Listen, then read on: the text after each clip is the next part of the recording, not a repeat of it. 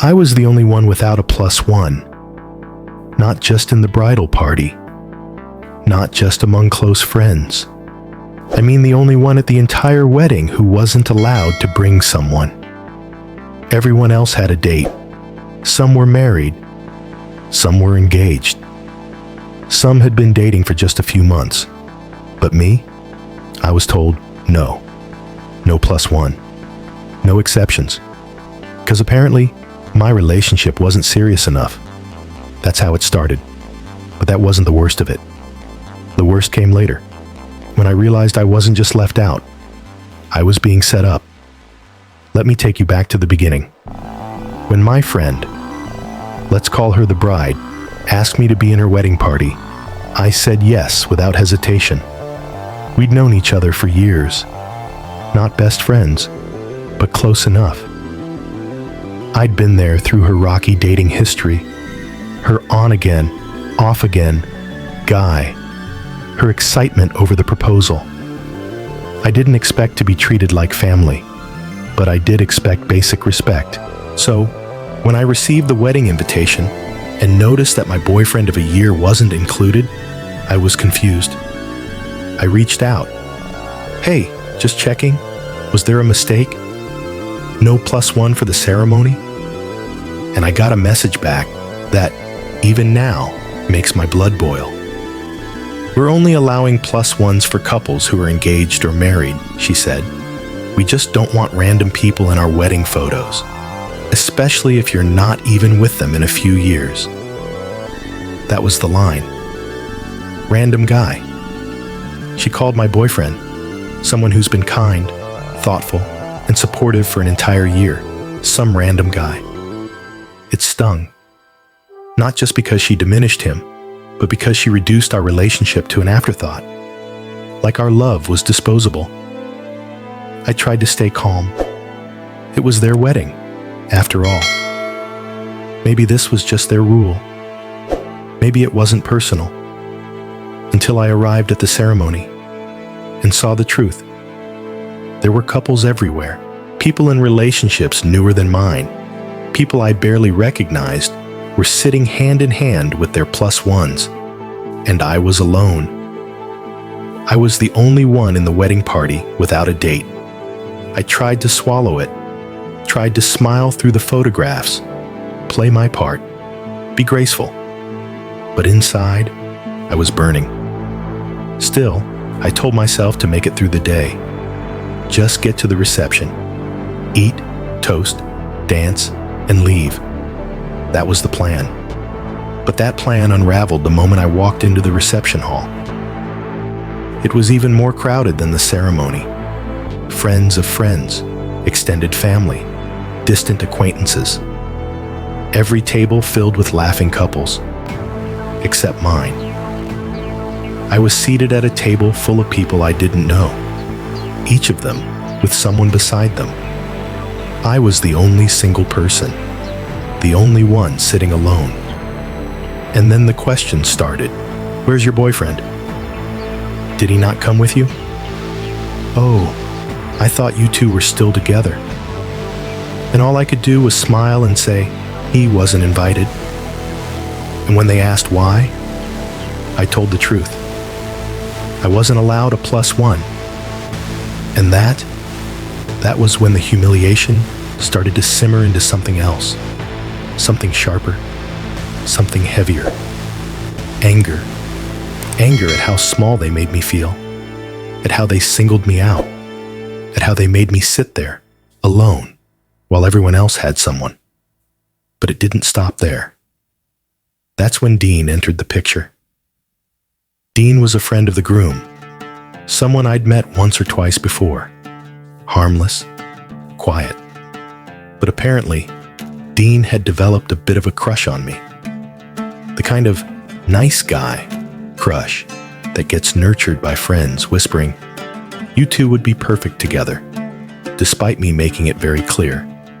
I wasn't interested. I was already in a relationship, happily so. And even if I hadn't been, Dean wasn't someone I'd ever consider. But that didn't stop them.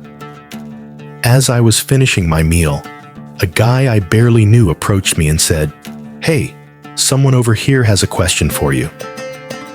I got up, thinking maybe it was about the wedding party logistics or something important.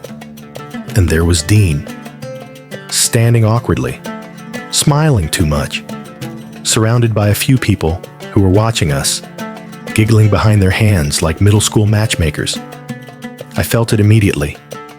This wasn't coincidence. It was a setup. Dean looked at me and said, "Hey, beautiful." I stiffened. "What do you want?" I asked, already on edge.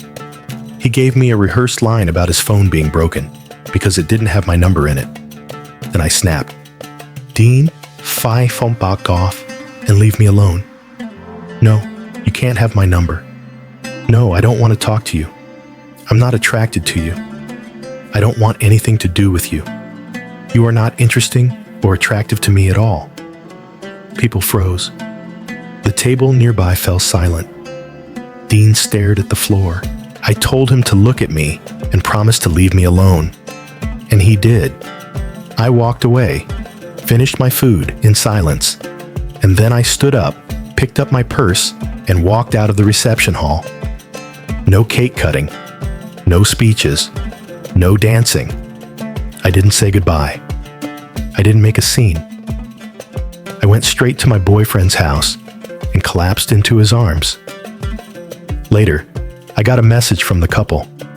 They were hurt and confused that I left early. They didn't understand why I had such a bad attitude. They wondered why I was so mean to Dean. I didn't respond immediately. I needed time to breathe, to process. But eventually, I wrote them a message. I kept it short, calm. I was uncomfortable because I was the only one without a +1. After being told only married or engaged couples were allowed, I sat alone while others brought their Tinder boyfriends. People kept asking me where my boyfriend was, and I was humiliated. Their response? "We just meant no +1s for the ceremony. It was perfectly fine for you to bring him to the reception. That's what we always plan. We assumed you would. We just didn't hear from you about it, so we didn't plan for it." It was a lie. That option had never been presented. And even if it had been, how was I supposed to bring him to the reception if he wasn't included in the invitation? I felt gaslit, dismissed, and worst of all, I realized something I hadn't let myself fully believe until then. This wasn't just a mistake. It was a manipulation. They wanted me alone. They wanted me vulnerable, so that Dean could try his luck. And they thought that doing it at their wedding, on their magical day, would somehow make me forget the love I already had. They thought I'd be flattered, but I wasn't. I was furious, not just for myself, but for my boyfriend, the man who had done nothing wrong, the man they insulted, diminished, excluded. He's kind, respectful, quiet, and he's never once made a scene. But they treated him like he didn't matter. And by extension, they treated me like I didn't matter. So now I'm sitting here, wondering, was I wrong to let my anger show? Was I too harsh with Dean? Should I have stayed and played nice to keep the peace? Should I have swallowed my pain and smiled through the disrespect? Or was I right to leave? To walk away from people who don't respect my boundaries, my relationship, or my worth? So, am I the asshole?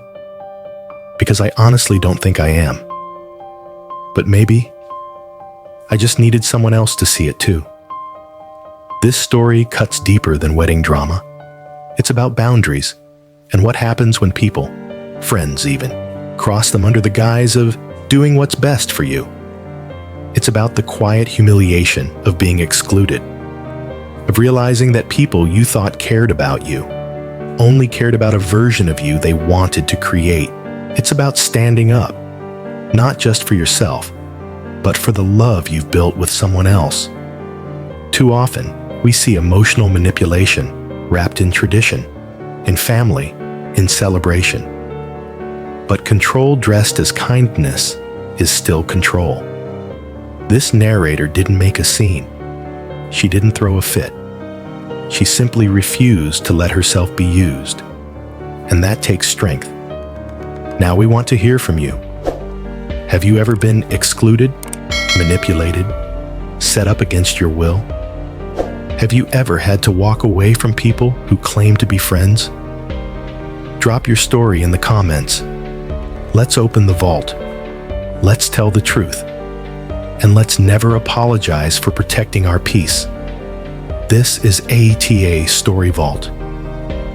And you're not the asshole.